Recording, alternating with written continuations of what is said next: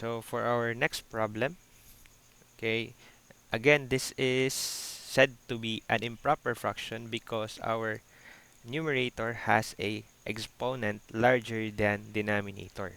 Okay, so the first step we need to do is to perform the long division. Okay, I hope na alam nyo pa kung paano mag long division. So to do that, simply x plus 1, okay, divide natin ang 3x squared plus 2x. So ano yung possible value here na we can eliminate 3x squared? Okay, obviously, we can multiply it by 3x. So 3x times x, ito, that is equals to 3x squared. Okay, itong 3x times 1, magiging positive 3x. Then, mag-subtract tayo. Let's subtract this part here na nakuha natin from this above expression. So that is 3x squared minus 3x squared, that is 0. 2x minus 3x, that is negative x. Okay? And then, we will try to eliminate this negative x. So what we need to multiply here is negative 1. Okay, negative 1. Kasi negative 1 times x, that is negative x. Negative 1 times 1, that is negative 1. And then, let's do the same. Mag-subtract tayo nito. Okay, so ito, pwede na natin yan i-erase lang, no? So, negative x minus negative x. Itong negative times negative, magiging positive yan. Kaya magiging negative x plus x, that is 0. Okay, ito, wala dito. 0 minus negative 1. So, negative times negative, magiging positive 1. Therefore, we have our remainder here, 1. Then, so we have here our quotient. Kumbaga, we have 3x squared plus 2x over x plus 1. And then the simplified version using long method derivation, or sorry, long method division is basically 3x minus 1 plus yung remainder natin, then yung divisor natin, x plus 1. Now, as you can see, yung nakuha natin na value for long method division is actually now a simplified version.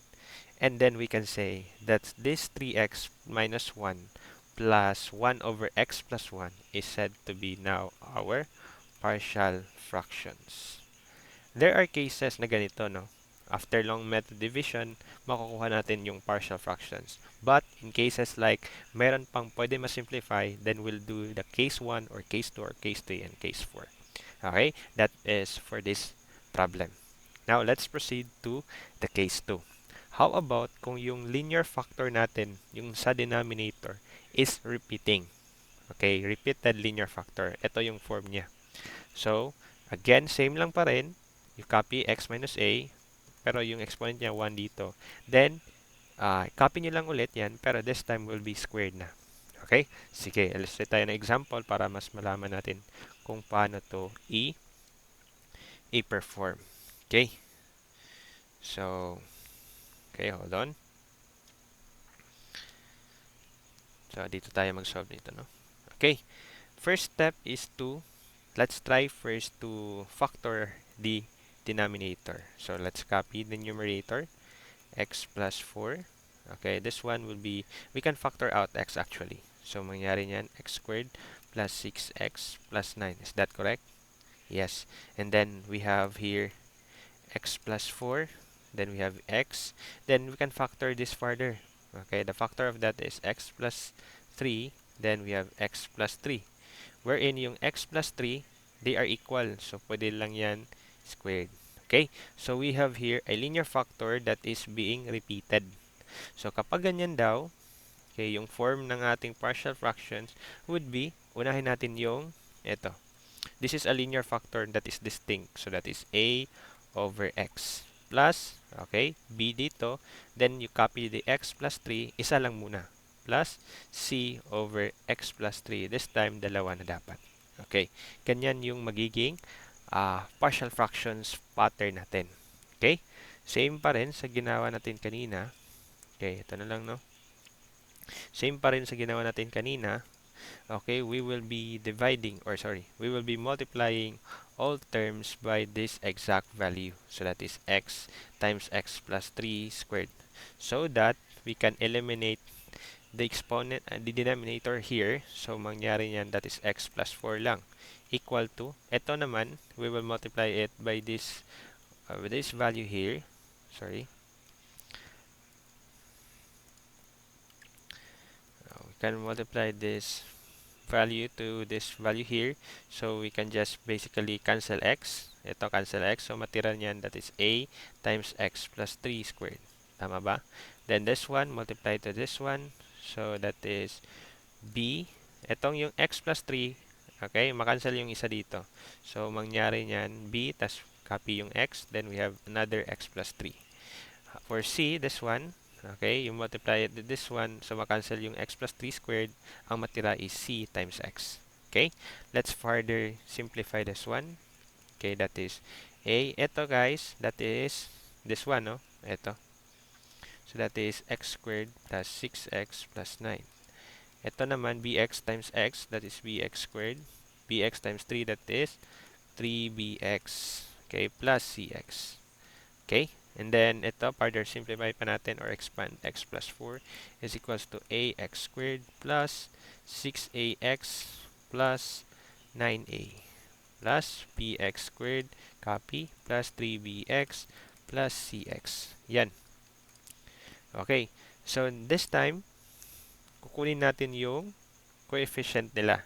So, we will be using the by coefficient method. So, unahin natin yung pinaka-highest yung exponent. In this case, in our equation, the highest exponent is said to be 2. So, let's start with x2. Kukunin natin yung mga coefficient na may x2. First, dito muna tayo sa equal sign. So, as you can see, wala tayong x2 or x squared. So, ang mangyari niyan, kapag wala, 0 lang lagay natin. And then, we will equate it sa mga values or coefficient na may x squared. In this case, we have here this first one, ito. And then, we also have this one. Okay, yan. So, ano yung coefficients nila? We have a plus b, correct?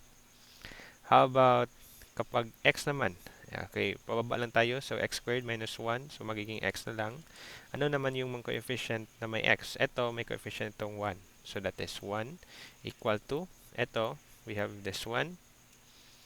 Okay, we have also this one and this one. Tama ba? So, that is 6a plus 3b. Okay, you just need to copy the, you just need to copy the coefficient of x. And the last one, we have c. Okay. Then, third is yung x raised to the power of 0. Or this is a constant, no? This is a constant. Okay.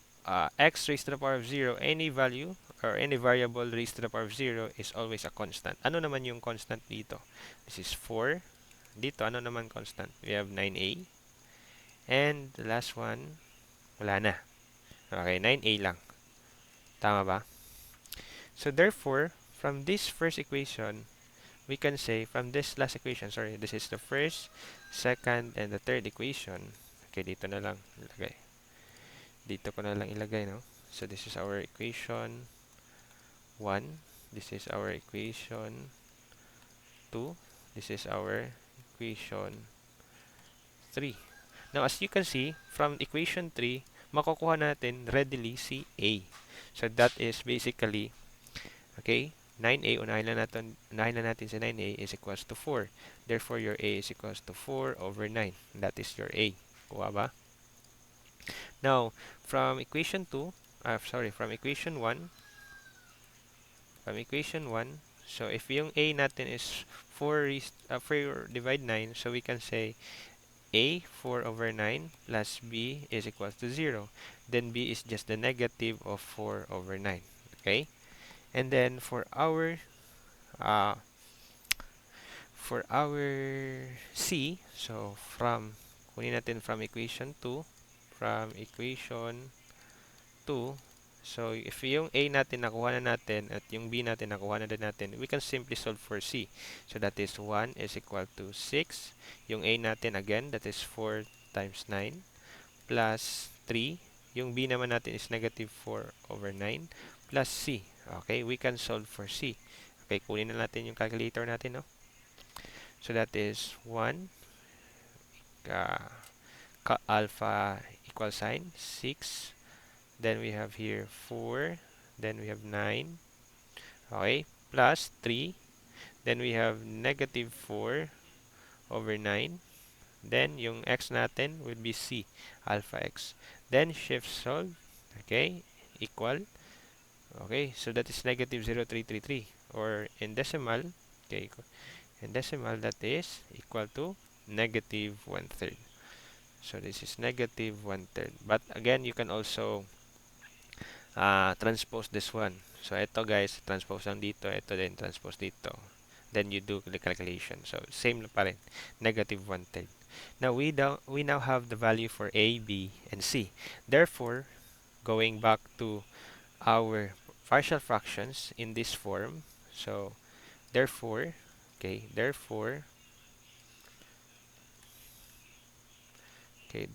the partial fractions, the partial fraction, PF na lang ilagay ko ha, is equal to, is equal, is equal to, so we have here 4 over 9x. So yung A, that is 4 over 9, so may x pa man dito. So 4 over 9x. Yung B naman, negative. So that is negative 4, 9, ito, copy natin, x plus 3. And then we have yung C natin, negative 1/3, so that is negative 1 over 3 x plus 3 squared. Okay? So that's negative, this is negative. So therefore, this is our partial fractions. And that is our answer for this specific problem. Okay? So I hope naintindihan nyo.